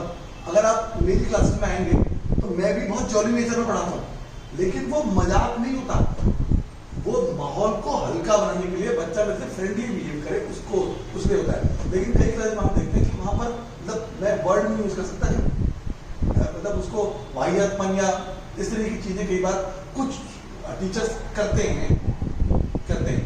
आप माहौल को हल्का बनाने के लिए देखिए, साइंटिफिक एक स्टडी है कि 45 से 50 मिनट से ज्यादा हमारा दिमाग अटेंशन नहीं कर सकता एक पर्टिकुलर टॉपिक। तभी भी स्कूलों में भी 55 मिनट का पीरियड रखा गया, उसके बाद घंटी बजती है और दूसरा टीचर आता है ना, वो आपकी दिमाग की बैटरी उसको दोबारा से रिचार्ज करने के लिए, ठीक हो गया। तो आप अगर पढ़ाते ही रहेंगे तो भी गड़बड़ है, आप मजाक करते रहेंगे तो भी गड़बड़ है। देखो मेरा सब्जेक्ट ऐसा है कि मुझे उसको जॉली बनाना पड़ेगा, मुझे उसको इंटरेस्टिंग चटपटा बनाना पड़ेगा। अब वो चटपटा बनाने के लिए आप उस चटपटे की डेफिनेशन आजकल लोगों के लिए बदल गई।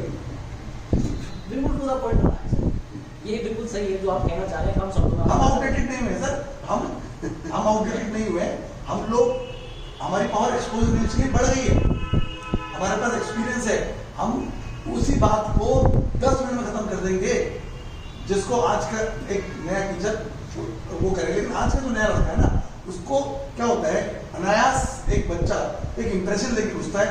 अगर जैसे माथुर सर की दाढ़ी मुझे तो अब तो ये तो सर मजाक करते हैं, मान लो अगर मैं और थोड़ा सा हैवी दिखने लग जाऊं और मैं बुजुर्ग दिखने लग जाऊं, तो मेरे बारे में क्लास में घुसने से पहले वही इंप्रेशन बनाने का, बड़े टीचर डांटते हैं, अब यार भाई पढ़ के तो देख ले एक बार, पहले एक क्लास जाता नहीं, वो इंप्रेशन ड्रॉ कर लेता पहले। Get the point. आज आपने हमारे चाचा की बात करी, आज आप उनकी क्लास में जाके बैठिए, उनके अंदर वही आपको जज्बा दिखाई देगा, वही पावर दिखाई देगी जो पहले थी। लेकिन अब तुम पहले ही इंप्रेशन ड्रॉ करके बैठे हो, ना, पहले आपने इंप्रेशन ड्रॉ कर ली। मैं आपको एक समझाता हूँ, आप मेन रोड पे निकलते हैं, एक बड़ा सा शोरूम दिख रहा है जो बहुत दुकान, उसके अंदर दुकान में माल भरा हुआ है। कई दुकानें ऐसी भी होती है जो छोटी होती है लेकिन उनका गोदाम अंदर होता है। समझ गए तो इंडिकेटिव एग्जाम्पल। सर लॉकडाउन और पता नहीं है कब आगे तक क्या कैसे चलेगा, इस चेंज माहौल में बच्चा अपने आप को कैसे चेंज करे, क्या कैसे पढ़ाएगा? सर मैथ्स नहीं सर, हमारी भी पढ़ाई है ऐसा कुछ लॉकडाउन में। देखो लॉकडाउन है तो बच्चा ऐसे थोड़ा सा डिस्टर्ब भी है, डिस्टेंस भी है, क्योंकि स्कूल की वीडियोस भी है, ठीक है, इधर आपकी भेजते हैं अपनी वीडियोस, अकाउंट्स वाले सर भी भेजते हैं, बीएसटी वाली मैम भी भेजती है, कुछ वाली मैम भेजती है, मैं भी अपनी वीडियोस भेजता हूँ।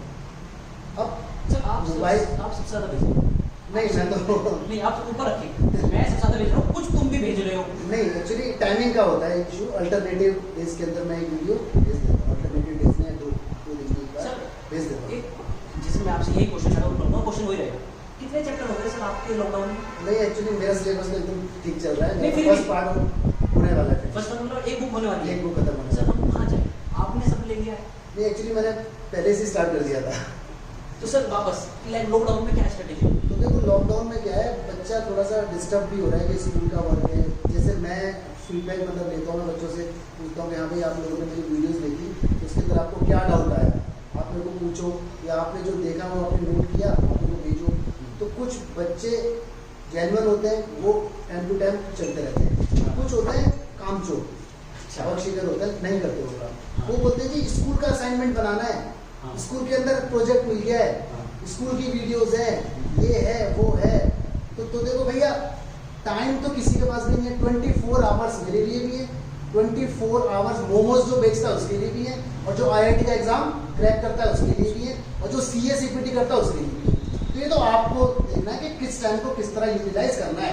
सब्जेक्ट तो 5 ही रहेंगे, BST वाली मैम वीडियो भेजेंगी तो भेजेंगी, इको वाले सर भेजेंगे तो भेजेंगे। अब ये आपको देखना है कि किस हिसाब से रखना है।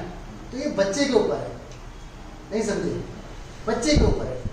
बच्चा अगर जेन्युइन है तो वो उसे कोई दिक्कत नहीं है। मैम इंग्लिश में मैंने गवर्नमेंट सोर्स किया ड्यू से, सीरियस कॉलेज से किया, अच्छे ठीक ठाक कॉलेज से किया। इंग्लिश में मेरे ठीक ठाक मार्क्स आए, तभी मैं एडमिशन किया। मार्क्स मैटर नहीं करते, मेरे से गलती हुई बहुत इंपॉर्टेंट, मैं उसको चाहता हूँ कि आप कैसे एड्रेस करें। राइटिंग सेक्शन का क्वेश्चन था, उसमें एक क्वेश्चन आया, मैंने शेयर किया, फिर अपने दोस्तों के साथ, अपने बच्चों के साथ शेयर करता हूँ, मेरे दोस्तों के साथ भी शेयर किया। उसमें क्वेश्चन आया था, you read an article in the newspaper, and 4 line की वो उसके बीच में बात थी, एंड देन लास्ट के बाद उसमें लिखा हुआ था, after reading this report, after reading this article, right a report on this, right a report. अब मैं इंग्लिश का पेपर बोर्ड 10th बोर्ड था, मैं इंग्लिश का पेपर पहली बार देता, पहला पेपर हुआ था। मैंने देखा यू रीड एन आर्टिकल, मैंने आर्टिकल को अंडरलाइन करा, मैंने टॉपिक को अंडरलाइन करा, मैंने देखा आर्टिकल तो तूने पढ़ा, तुझे लिखनी थी रिपोर्ट, मैंने आर्टिकल लिखा है। Most of the students do the same thing. Most of the students, it's a common thing in English paper. They didn't go through the question paper properly. I usually tell them, "You go through the question paper properly." And nowadays, one more thing is coming here, that one is they are providing choices to the students that they have to attempt 5. They didn't have no issue with that 5 or 6. They just take the question paper, answer sheet, they started writing all the 6. If you will go through all the 6 answers, although they have asked for 5, then you will lose your 4 marks if the 2 marks questions done extra. So one have to be remembered that go through the question paper appropriately and properly. Underlining is not done in board question paper. So one have to be remembered that it must be noticed how much you have to be done. So that's necessary thing to go through appropriately. Madhu sir क्या tuition लगाना compulsory? No. देखो On part of Mathur sir, I can answer. देखो tuition का जो trend है ये अभी हुआ है, ठीक है। अगर आप आज से 5 साल या 10 साल पहले जाएंगे, 10 साल पहले जाएंगे तो ट्यूशन इतना नहीं था, और अगर था भी तो मेन सब्जेक्ट थे, मैथमेटिक्स था, फिजिक्स था, केमिस्ट्री, जो 4 सब्जेक्ट। सर आजकल मैंने ऐसे देखा है, बच्चा एक ही सब्जेक्ट के 2 ट्यूशन ले रहा है, हाँ, जैसे मैथ्स के 2 ट्यूशन ले रहा है, हाँ, वो सोच रहा है सही। कि मैथ्स को मेरे को ज़्यादा चीज़ें में आएंगी। नहीं ऐसा नहीं होता है, ऐसा एक्चुअली इसलिए भी हो जाता है तो ये भी फैक्ट हो सकता है, लेकिन एक फैक्ट और भी है, जैसे एक बच्चा स्कूल के टीचर से भी पढ़ता है, हाँ। और फिर वो ट्यूशन टीचर से भी पढ़ता है, उसमें कुछ पर्सनल इश्यूज होते हैं, पर्सनल, जब से ये प्रैक्टिकल के मार्क्स आए हैं, ऐसा फिजिक्स केमिस्ट्री में भी होता है, तो वो होता है, ठीक है। लेकिन ट्यूशन लेना कंपलसरी बिल्कुल नहीं है। अगर आप पढ़ने में बहुत अच्छे हैं और आपके टीचर से आपकी टीचिंग अच्छी है, तो आपको ट्यूशन लेने की जरूरत बिल्कुल नहीं है, आप अच्छे से पढ़ाई कर सकते हैं, ठीक है। लेकिन स्कूल के अंदर क्या होता है, पार्शियलिटी होती है बच्चों के अंदर, बिहेवियर के अंदर, अच्छा, ठीक है। तो इसमें क्या है, कुछ बच्चों की भी नालायकियाँ होती हैं, बच्चे टीचर्स को कमेंट करते हैं, पुटिंग वगैरह होती है, जो कि एकदम गलत है। तो आप टीचर्स का सम्मान करो, चाहे वो स्कूल टीचर हो, चाहे ट्यूशन टीचर हो, टीचर की आप रिस्पेक्ट करो, और टीचर से अगर आप एक्स्ट्रा टाइम मांगोगे, चाहे वो कोई भी टीचर हो, वो आपको हमेशा टाइम देंगे। तो ट्यूशन लेना कंपलसरी नहीं है, लेकिन आप पढ़ने में बहुत अच्छे होने चाहिए। कंडीशन स्टार मार्क्स, अपने लिए आप सिंसियर हो, अपने लिए सिर्फ। अपने ईमानदार। मैम लास्ट एंड करने वाले हैं बस इसका। मैम मोबाइल का रोल क्या रह गया, जैसे सर ने कह दिया ये तो कैलकुलेटर है एज कम्पेयर टू कैलकुलेटर, मतलब मैं उनको थोड़ा बुरा नहीं कर रहा, मोबाइल का पॉजिटिव यूज भी है, वो बच्चों सेफ्टी के लिए तो चाहिए ना। पेरेंट्स को अगर इंटीमेट लेनी है बच्चा कहाँ है उसके लिए भी चाहिए। आजकल स्कूल के साथ फोन स्कूल में भी अलाउड रहते हैं कुछ एक्सटेंट, बस में है, सेफ्टी के लिए चाहिए, तो मोबाइल का रोल कैसे चेंज हो सकता है? देखो फिर वही बात की हमारे अपने ऊपर है, हर चीज़ की पॉजिटिव नेगेटिव दोनों इफेक्ट है।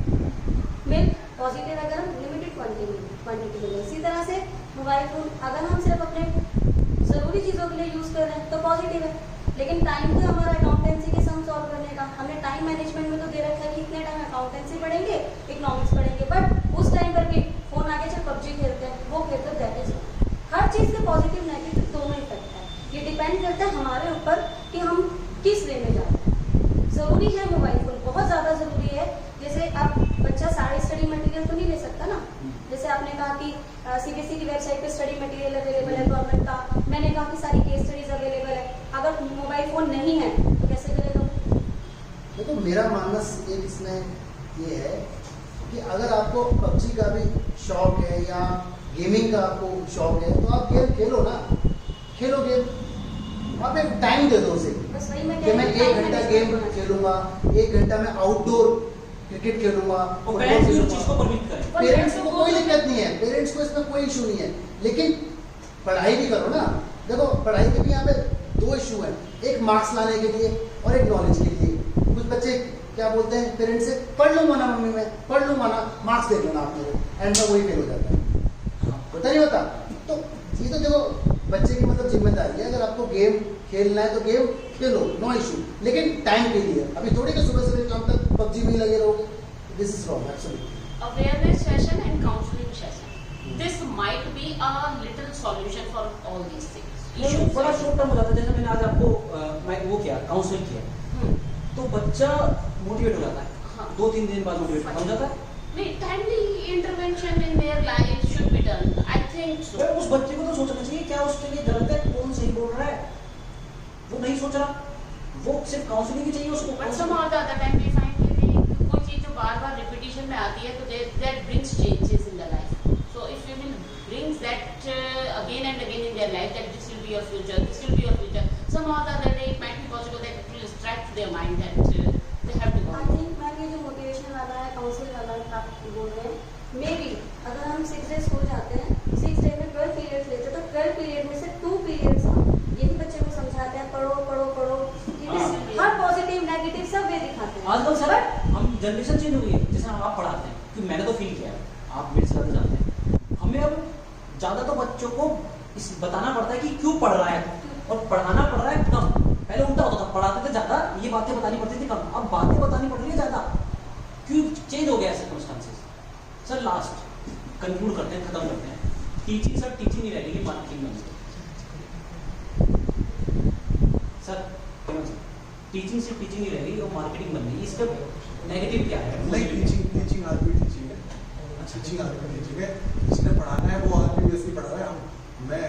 मुझे लगता है हमको ऐसी, हम में से यहाँ से कोई भी ऐसी मार्केटिंग कर रहा है, सर भी उतने कम पढ़ा रहे जितना पहले पढ़ाते थे, उसी लेवल से उसी इंटेंसिटी से पढ़ा रहे हैं। वो जो आज का बच्चा है वो उसको अलग तरीके से एनालाइज कर रहा है, ठीक है। मैं अभी इस पॉइंट से पूरा सहमत नहीं हूँ। तो बच्चे को अगर इसमें बस मैं एक चीज करना चाहूंगा कि बच्चे को जब तक ये नहीं लगेगा कि टीचर मेरे लिए मुझे पर्सनली अटेंशन दे रहा है, मेरे लिए पर्सनली पेन लेता है, तो बच्चा फिर आपको रिस्पॉन्ड भी करेगा, कोशिश तो करेगा, कम से कम पढ़ेगा नहीं तो पढ़ने की एक्टिविटी तो करेगा। मेरा कहने का मतलब ये है कि एक होता है कोशिश करना, एक होता है किताब ही नहीं होता है, एक होता है बुक्स होता है, लेकिन ट्राई करता है, एफर्ट करता है। बाकी देखो ऐसा है कि पढ़ाने का काम पढ़ाने से ही चलेगा, तो हम नहीं पढ़ाएंगे रिजल्ट नहीं देंगे, उसका कोई फायदा नहीं। आप मार्केटिंग कितना ही करते रहो, लास्ट में रिजल्ट नहीं आएगा और सारी मार्केटिंग फेल हो जाएगी। इसमें देखो आप रिजल्ट लाओगे तो मार्केटिंग की जरूरत नहीं, वही आपकी मार्केटिंग। तरुण सर जैसे आपने कहा ऐसे ही बताती हूँ, कल का इंसिडेंट, मैंने बच्चे को अपने यूट्यूब के लिंक भेजी, बच्चे ने कहा मैम प्रमोशन, उसको ये बात नहीं समझ आई कि बेवकूफ ये वीडियोस के लिंक इसलिए भेजे कि घर बैठे हो तुम, लाइव क्लासेस नहीं ले रहे, स्कूल नहीं जा रहे, तो वीडियोस देखो ताकि तुम्हें कुछ फायदा, वरना हमें क्या फायदा है, हम वीडियोस डाल रहे हैं।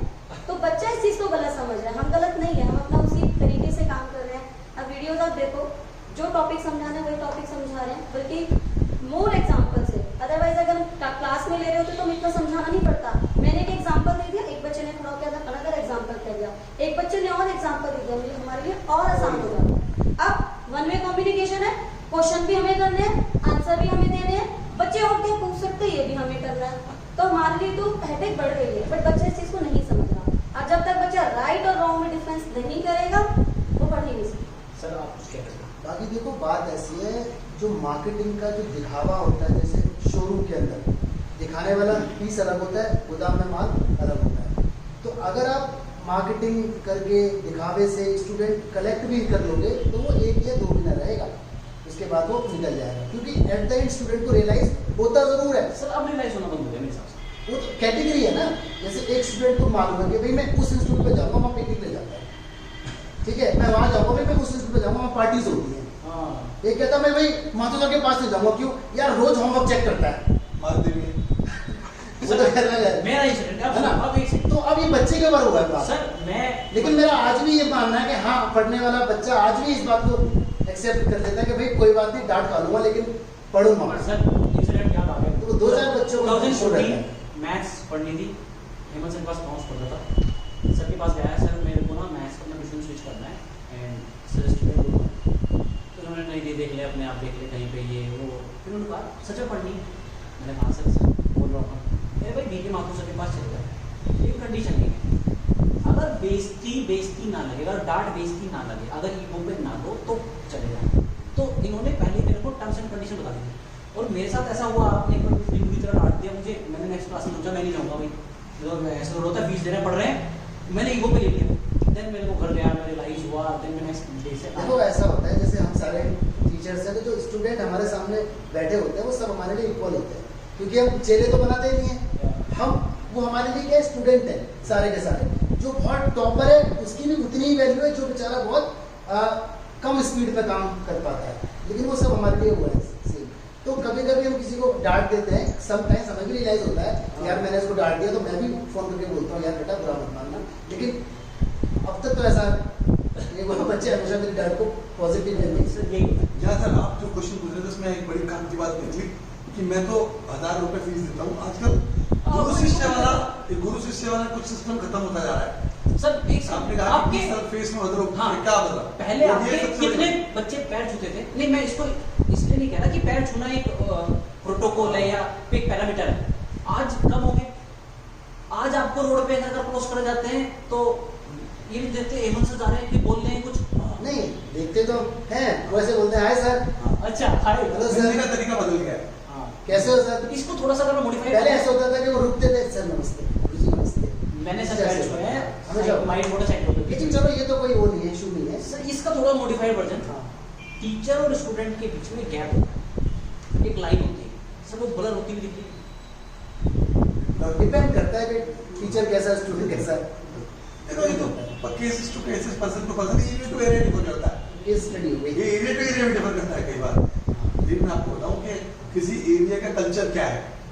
लिमिट्स वर्ड जो है ना वो हमें नहीं लगती, चाहे वो स्टूडेंट हो चाहे वो टीचर, बिल्कुल क्योंकि जहाँ हमने वो लिमिट्स क्रॉस कर दी वो स्टूडेंट फिलहाल हो सकता है उन अपने उस लिमिट्स की वजह से 2 4 10 बच्चे हमारे पास लेके आए, बट एक टाइम बाद वो भी रियलाइज करेगा कि मैं गलत जगह फंस गया, तो टीचर को भी एक बार रियलाइज होगा कि तूने बच्चों के फ्यूचर के साथ गलत किया। तो वो मेरे लिमिट्स फादर ने नहीं एक बात कही थी, मेरे को याद आ गई कि मेरे फादर ने मेरे को एग्जांपल दी थी। मेरे फादर ने कभी टाइम पे कि कबीर जी ने ये कहा है, कबीर जी ने कि अगर 2 लोग खड़े हैं, भगवान और टीचर गुरु, और बच्चा आके ये जानते हुए कि वो भगवान है और वो गुरु है, गुरु के पैर छू ले तो आप टीचर है, अदरवाइज आप टीचर नहीं। पर चेंज हो गया सर। नहीं ऐसा नहीं है, बच्चे को ना एट द एंड रियलाइज हो जाता है कि इस टीचर ने हमारे साथ बहुत एफर्ट किए और इसने मजे मारे, वो एंड में रियलाइज पक्का होता है। सर जब तक सर करियर ना था, लेकिन जब तक बहुत लेट हो चुका है, बहुत लेट हो चुका है। मैं कंक्लूडिंग रिमार्क पेरेंट्स के लिए, last remark concluding remark parents के लिए, क्या आपका क्या मैसेज देना चाहिए इस वीडियो से, सिर्फ पेरेंट्स के लिए? It's a difficult task to give some suggestion to parents as they are already very much concerned about their wards, about their children.